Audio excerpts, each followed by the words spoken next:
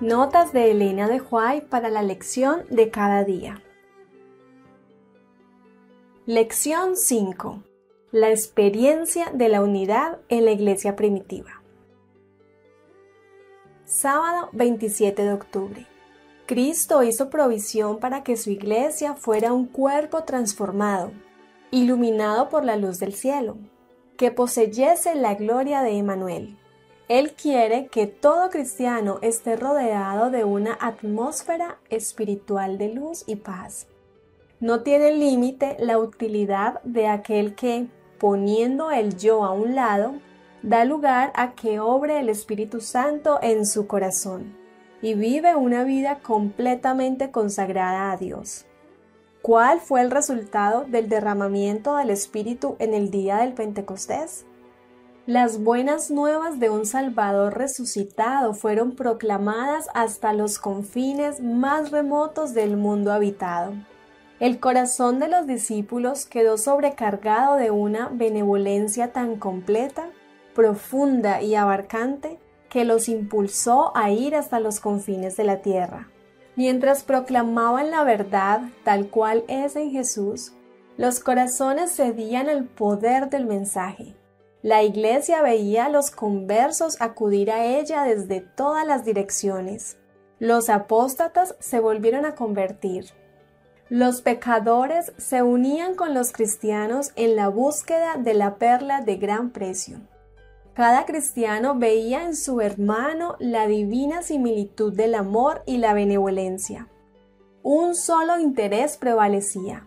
Un objeto de emulación absorbía a todos los demás. La única ambición de los creyentes consistía en revelar un carácter semejante al de Cristo y trabajar para el engrandecimiento de su reino. Testimonios para la Iglesia, tomo 8, página 26. Después del derramamiento del Espíritu Santo, los discípulos salieron para proclamar al Salvador resucitado. Poseídos del único deseo de salvar almas, se regocijaban en la dulzura de la comunión con los santos. Eran afectuosos, atentos, abnegados, dispuestos a hacer cualquier sacrificio en favor de la verdad. En sus relaciones cotidianas unos con otros, manifestaban el amor que Cristo les había ordenado revelar al mundo. Por sus palabras y sus acciones desinteresadas, se esforzaban por encender este amor en otros corazones. Los creyentes debían continuar cultivando el amor que llenaba el corazón de los apóstoles después del derramamiento del Espíritu Santo. Debían proseguir adelante y obedecer gustosos al nuevo mandamiento. Que os améis unos a otros, como yo os he amado, que también os améis unos a otros. Juan 13:34. Debían vivir tan unidos con Cristo que se vieran capacitados para cumplir sus requerimientos. Debían ensalzar el poder de un Salvador que podía justificarlos por su justicia. Testimonios para la Iglesia, tomo 8, página 241. Domingo 28 de octubre. Días de preparación. Después de la ascensión de Cristo, la gente los miraba con asombro. Después del enjuiciamiento y la crucifixión de Cristo, se había pensado que se mostrarían abatidos y avergonzados. Sus enemigos esperaban ver en su rostro una expresión de pesar y derrota. En vez de eso, había solamente alegría y triunfo. Sus rostros brillaban con una felicidad que no era terrenal. No lloraban por sus esperanzas frustradas, sino que estaban llenos de alabanza y agradecimiento a Dios. Los discípulos ya no desconfiaban de lo futuro. Sabían que Jesús estaba en el cielo y que sus simpatías seguían acompañándolos. Sabían que tenían un amigo cerca del trono de Dios y anhelaban presentar sus peticiones al Padre en el nombre de Jesús. Con solemne reverencia, se postraban en oración, repitiendo la garantía: todo cuanto pidiereis al Padre en mi nombre, os lo daré. Hasta ahora nada habéis pedido en mi nombre. Pedid y recibiréis, para que vuestro gozo sea cumplido. Juan 16, 23 y 24. Extendían siempre más alto la mano de la fe, y en el día de Pentecostés les trajo la plenitud del gozo con la presencia del Consolador, así como Cristo lo había prometido. El deseado de todas las gentes, página 772. La oración se revestía de un nuevo interés, pues era comunión con su Salvador, con nuevas y conmovedoras emociones y una firme confianza de que su oración sería respondida. Se reunieron en el aposento alto para ofrecer sus peticiones y para demandar la promesa del Salvador, quien había dicho: «Pedid y recibiréis, para que vuestro gozo sea cumplido». Oraban en el nombre de Jesús. Tenían un evangelio que predicar. Cristo en forma humana, un varón de dolores, Cristo en su humillación, apresado por manos impías y crucificado, Cristo resucitado y ascendido al cielo a la presencia de Dios para ser el abogado del hombre, Cristo que volvería otra vez con poder y gran gloria en las nubes del cielo. Comentarios de Elena de White en Comentario Bíblico Adventista del Séptimo Día, tomo 6, página 154.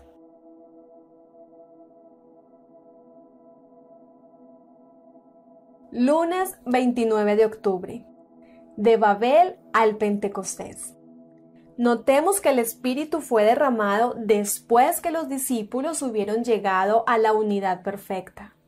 Cuando ya no contendían por el puesto más elevado, eran unánimes, habían desechado todas las diferencias, y el testimonio que se da de ellos después que les fue dado el Espíritu es el mismo. Notemos la expresión. Y la multitud de los que habían creído era de un corazón y un alma. Hechos 4:32. El espíritu de aquel que había muerto para que los pecadores vivieran animaba a toda la congregación de los creyentes. Los discípulos no pidieron una bendición para ellos mismos. Sentían preocupación por las almas. El Evangelio había de ser proclamado hasta los confines de la tierra y solicitaban la medida de poder que Cristo había prometido. Entonces fue cuando se derramó el Espíritu Santo y miles se convirtieron en un día. Así puede suceder ahora. Desechen los cristianos todas las disensiones y entréguese a Dios para salvar a los perdidos. Pida con fe la bendición prometida y ella les vendrá. Testimonios para la Iglesia, tomo 8, página 27 y 28. Dios también está dispuesto a darnos la misma bendición, siempre que tengamos real interés en ella.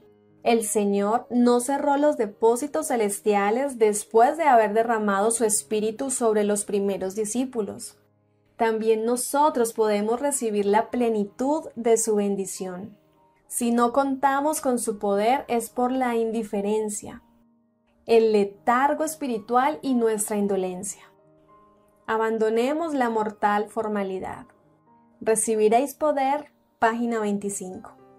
Dios puede infundir nueva vida en cada alma que sinceramente desea servirle, y puede tocar los labios con un carbón encendido, tomado del altar, y hacer que se vuelva elocuente con su alabanza a Dios. Miles de voces serán impregnadas con poder para presentar públicamente las admirables verdades de la palabra de Dios. Se desatará la lengua del tartamudo, y los tímidos recibirán fuerza para dar un valeroso testimonio de la verdad.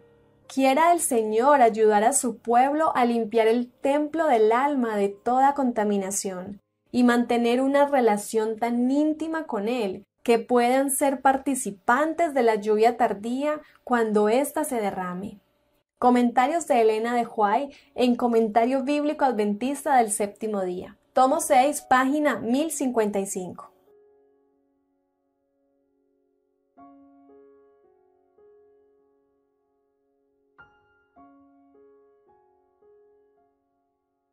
Martes 30 de octubre. con fraternidad. La unión entre Cristo y su pueblo debe ser viva, verdadera e inagotable, asemejándose a la unión que existe entre el Padre y su Hijo. Esta unión es el fruto de la morada del Espíritu Santo. Todos los verdaderos hijos de Dios revelan al mundo su unión con Cristo y sus hermanos. Aquellos en cuyos corazones mora Cristo llevarán el fruto del amor fraternal.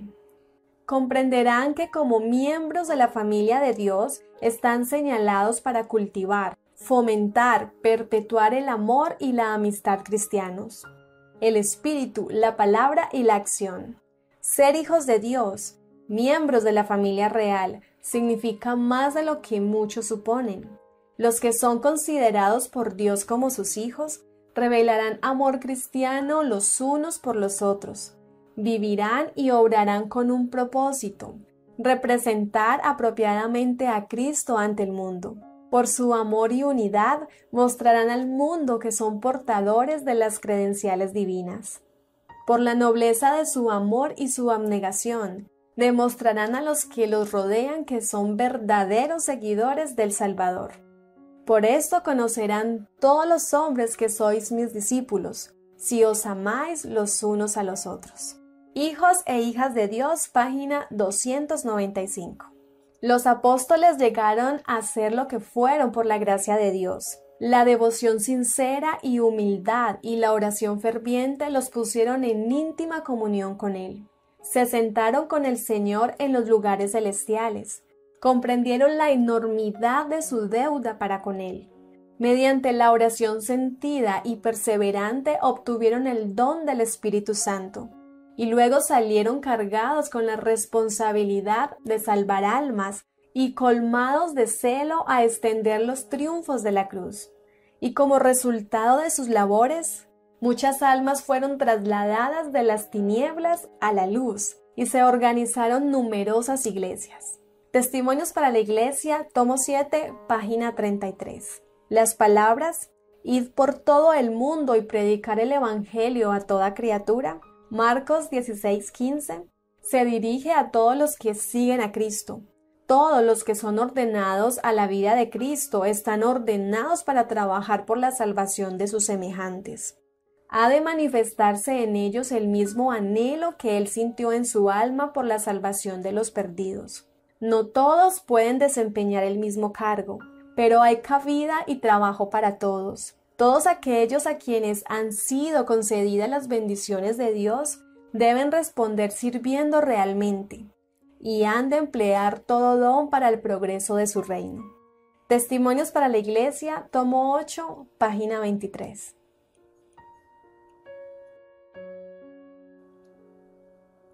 Miércoles 31 de octubre. La generosidad y la codicia. Frente al ejemplo de benevolencia mostrado por los creyentes, contrastaba notablemente la conducta de Ananías y Zafira, cuyo cargo registrado por la pluma de la inspiración dejó una mancha oscura en la historia de la Iglesia primitiva.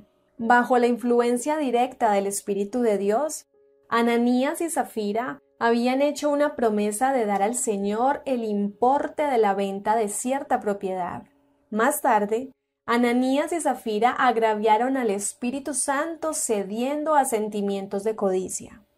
Empezaron a lamentar su promesa y pronto perdieron la dulce influencia de la bendición, que había encendido sus corazones con el deseo de hacer grandes cosas en favor de la causa de Cristo.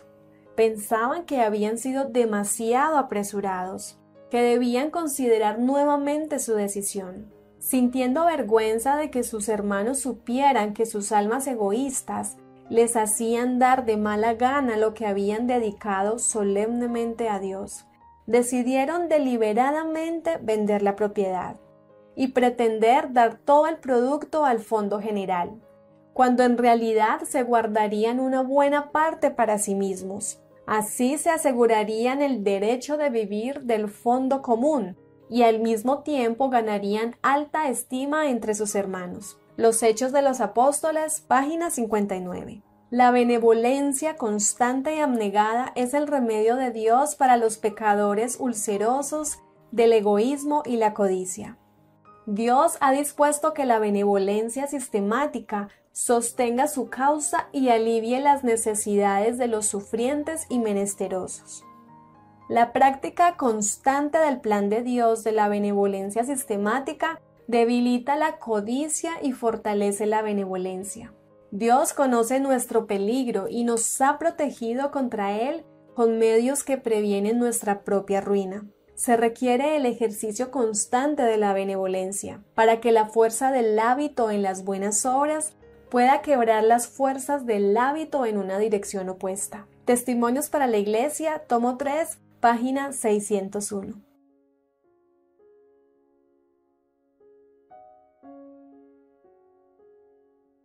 Jueves 1 de noviembre.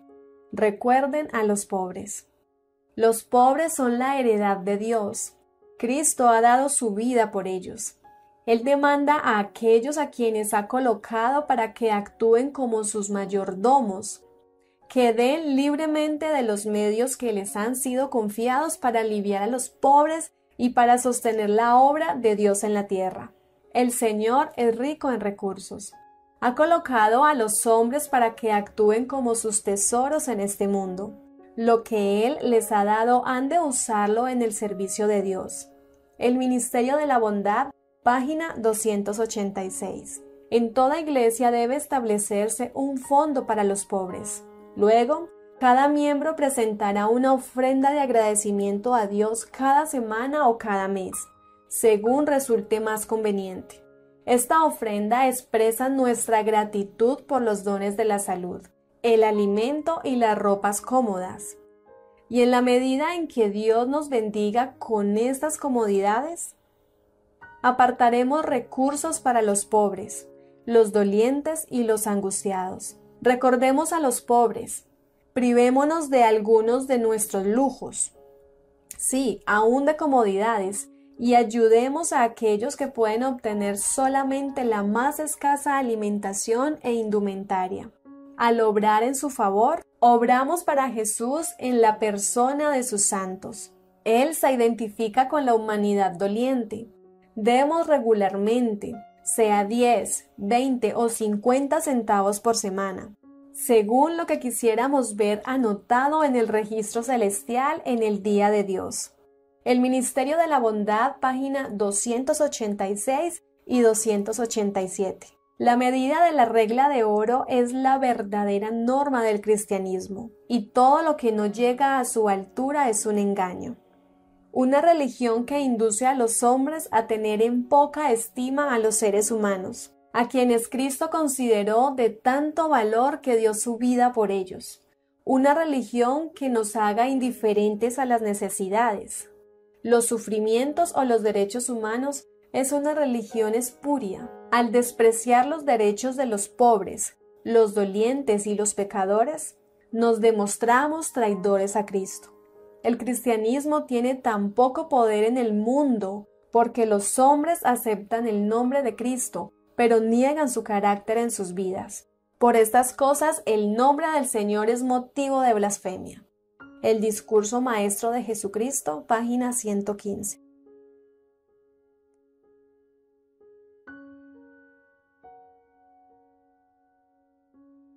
Viernes 2 de noviembre, para estudiar y meditar. Bajo la instrucción de Cristo, los discípulos habían sido inducidos a sentir su necesidad del Espíritu. Bajo la enseñanza del Espíritu, recibieron la presencia final y salieron a emprender la obra de su vida. Ya no eran ignorantes y sin cultura. Ya no eran una colección de unidades independientes, ni elementos discordantes y antagónicos. Ya no estaban sus esperanzas cifradas en la grandeza mundanal. Eran unánimes, de un corazón y un alma. Hechos 2:46, Hechos 4:32. Cristo llenaba sus pensamientos. Su objeto era el adelantamiento de su reino. En mente y carácter habían llegado a ser como su maestro, y los hombres conocían que habían estado con Jesús. Hechos 4:13. El día de Pentecostés les trajo la iluminación celestial. Las verdades que no podían entender mientras Cristo estaba con ellos quedaron aclaradas ahora, con una fe y una seguridad que nunca habían conocido antes. Aceptaron las enseñanzas de la palabra sagrada. Ya no eran más para ellos un asunto de fe el hecho de que Cristo era el Hijo de Dios. Sabían que, aunque vestido de la humanidad, era en verdad el Mesías, y contaban su experiencia al mundo con una confianza que llevaba consigo la convicción de que Dios estaba con ellos. Podían pronunciar el nombre de Jesús con seguridad, porque ¿no era Él su amigo y hermano mayor? Puestos en común con Cristo, se sentaron con Él en los lugares celestiales. Con qué ardiente lenguaje revestían sus ideas al testificar por Él. Sus corazones estaban sobrecargados con una benevolencia tan plena, tan profunda, de tanto alcance, que los impelía a ir hasta los confines de la tierra, para testificar del poder de Cristo. Estaban llenos de un intenso anhelo de llevar adelante la obra que Él había comenzado. Comprendían la grandeza de su deuda para con el cielo y la responsabilidad de su obra. Fortalecidos por la dotación del Espíritu Santo, salieron llenos de celo a extender los triunfos de la cruz. El Espíritu los animaba y hablaba por ellos. La palabra de Cristo brillaba en sus corazones. Habían consagrado sus vidas a su servicio, y sus mismas facciones llevaban la evidencia de la entrega que habían hecho.